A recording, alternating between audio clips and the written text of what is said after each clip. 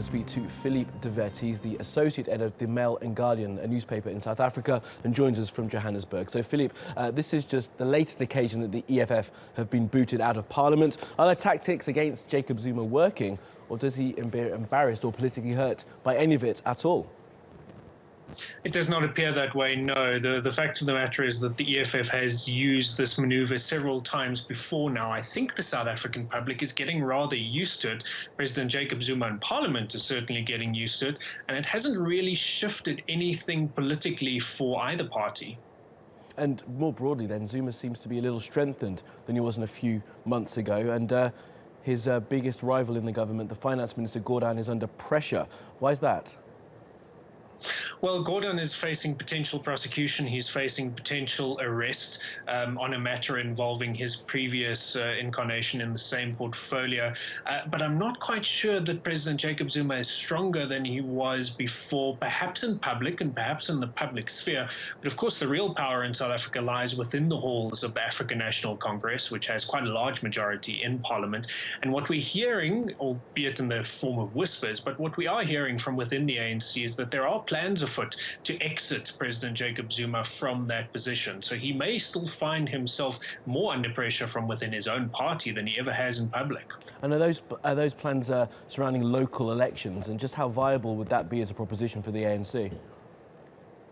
Well, what we're hearing is the expectation is that in certain areas in the local elections in August, the ANC will do poorly. A couple of very important cities are in play, among them the commercial capital, Johannesburg, the capital, Pretoria.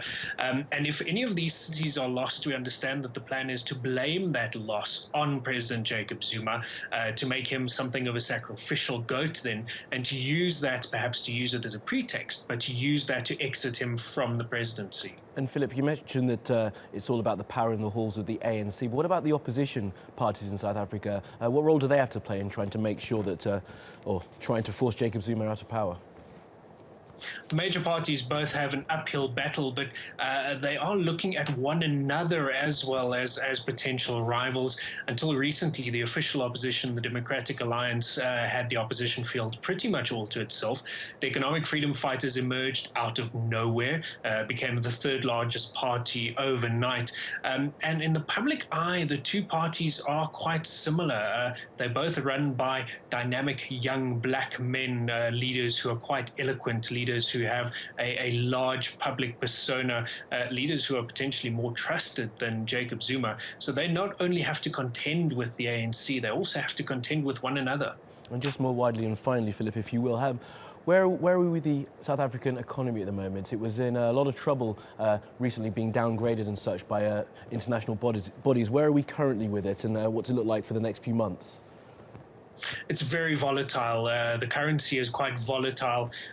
We are expecting further ratings announcements from other ratings agencies. These will be key. But it's quite clear that international investors are watching the politics of South Africa more closely than they're watching the economy as such. And each one of these incidents around President Jacob Zuma rattles confidence. Absolutely. Well, Phillip de Wet from the Mail and Guardian in South Africa, we thank you for joining us on TRT World.